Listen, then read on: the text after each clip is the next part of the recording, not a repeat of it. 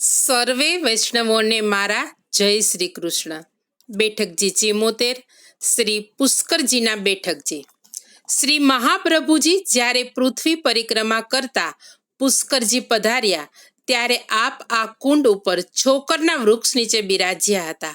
આપે કૃષ્ણદાસ મેઘરને યાજ્ઞા કરી કે પુષ્કરજી સર્વ તીર્થોના પિતા છે. શ્રી બ્રહ્માજીનું પ્રાગટ્ય પણ અહીં થયેલું, માટે ભારતમાં શ્રી બ્રહ્માજીનું અને સાવિત્રીજીનું મંદિર માત્ર અહીં જ આવેલું છે. તેથી આપણે પણ શ્રીમદ ભાગવત પારાયણ કરીશું. આપ શ્રીએ શ્રીમદ ભાગવતના પારાયણની તૈયારી કરી ત્યારે પુષ્કરજી તીર્થ બ્રાહ્મણનું સ્વરૂપ ધારણ કરી આપ શ્રીની પાસે આવ્યા અને વિનંતી કરી કે મહારાજ, આપ સર્વ તીર્થોને સનાથ કરવા પૃથ્વીની પરિક્રમા કરો છો, ત્યારે મને પણ સનાથ કરો.